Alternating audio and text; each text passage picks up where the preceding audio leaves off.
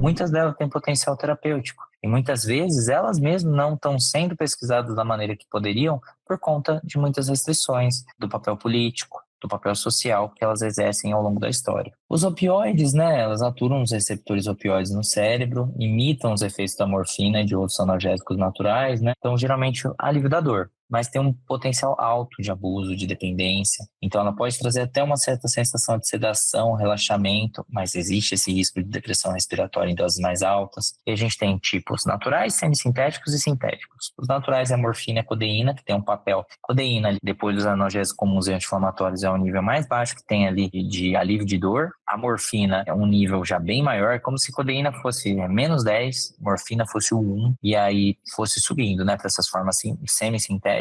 Heroína, oxicodona, hidrocodona, sintético como fentanil e metadona. Fentanil seria 100 vezes mais potente que a morfina. E hoje em dia a gente tem até uma mistura grande aí de substâncias que pessoas compram aí para fazer uso recreativo que tem um uso de fentanil, por isso que existe o risco dessa depressão respiratória com o uso. O diagnóstico que a gente falou um pouquinho não é muito diferente do diagnóstico do transtorno por uso do álcool, só falando um pouquinho sobre o do CID-10 e o do DSM-5, a versão revisada. Então, assim, ele do F10 ao F19, dependendo da substância. Então, tem transtornos comportamentais pelo uso de substâncias, álcool 10, cocaína 14, cannabis 12, opioide 15. Critérios principais: padrão compulsivo de uso com perda de controle. Então, tem um desejo persistente do paciente usar, necessidade de doses cada vez maiores, sintomas de abstinência, tem um impacto no funcionamento do paciente, seja no trabalho, seja social, e a gente tem diversas substâncias aí que fazem parte. Esses são os critérios diagnósticos do CID-10.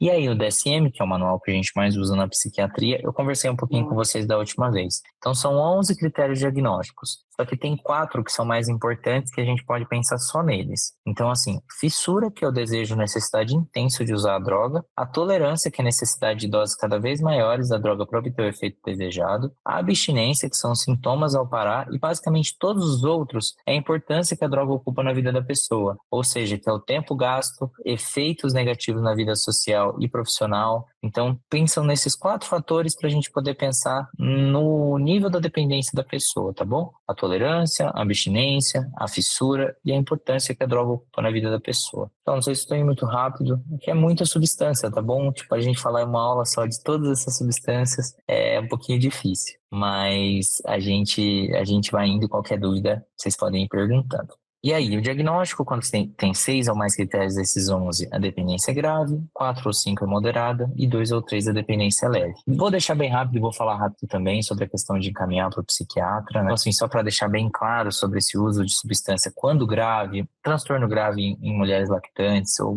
grávidas, paciente com ideação suicida persistente é muito importante. Sempre deixar claro aí nesse encaminhamento que vocês fazem uso de medicações prévias, tratamentos anteriores, se existem tentativas de suicídio, se tem um componente familiar importante aí de dependência ou de transtornos mentais, e sempre encaminhar o paciente que tem um risco muito grave ou algo muito urgente para o serviço de emergência. O CAPS, né, que é o Centro de Atenção Psicossocial, também falei disso na outra aula, então só recapitulando de maneira rápida, a gente tem CAPS 1, 2 e 3 baseado na população da área e do local, CAPS adulto, álcool e drogas infanto-juvenil, não existe a necessidade de agendamento, o paciente pode acessar de 7 a 7, de segunda a sexta. E o CAPS-AB, no caso, é esse cuidado de pessoas que fazem tratamento por uso de álcool e outras drogas. A equipe é multi, então tem médico, enfermeiro, psicólogos, terapeuta ocupacional, farmacêuticos, entre outros. E tudo é desenvolvido na base do projeto terapêutico singular, o PTS, que é desenvolvido pelo profissional de referência que vai fazer esse cuidado. Essa assistência no CAPS-AD pode ser medicamentosa, psicoterápica, orientação, tem grupos terapêuticos, tem oficinas, a gente faz visita domiciliar,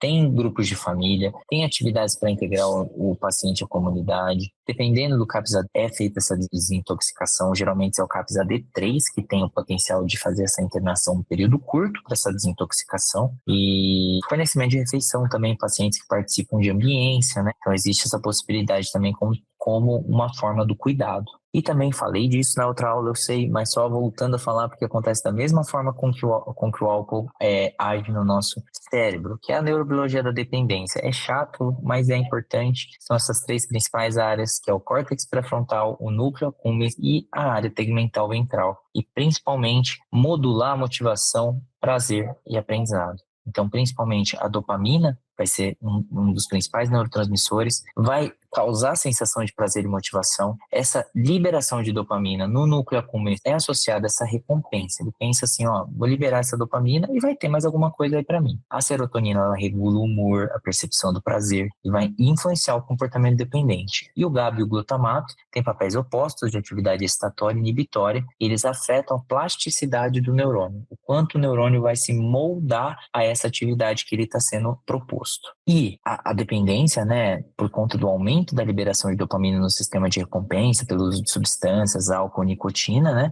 elas podem alterar a neuroplasticidade, o cérebro passa a depender daquela determinada substância para gerar sensações de prazer, e ao longo do tempo existe uma disfunção dopaminerga, né, porque essa resposta vai se tornando cada vez menos eficiente. Então o paciente vai se tornando intolerante, e ele vai querendo atingir doses cada vez mais altas para chegar naquele efeito. Isso gera o quê? Abstinência, fissura, e a gente novamente vai entrar nesse ciclo vicioso aí de uso de substâncias, tá bom? E, novamente, vamos só pensar rápido aqui como é que a gente tem essa sequência. Vou fazer uso de cocaína, essa substância ativa os receptores de dopamina, vai dar um prazer imediato. Nossa, maravilhoso esse uso agora nesse momento. O reforço positivo, esse prazer fala assim, nossa, eu vou seguir usando, eu vou seguir buscando a substância. Com o tempo, esse uso repetido altera toda essa arquitetura, a plasticidade do neurônio e diminui a capacidade do sistema de recompensa para sentir prazer sem a substância. Cada vez mais esse pedestal vai sendo colocado mais alto e mais difícil de ser atingido. E aí, para evitar sintomas de abstinência, fissura, buscar esse alívio, a pessoa volta a fazer uso, tem esse craving, que é a fissura e a compulsão. E aí a gente chega na parte mais importante, talvez, mas também um pouco frustrante, tá bom? Que é o tratamento do transtorno por uso de substâncias. Então, principalmente, a gente tem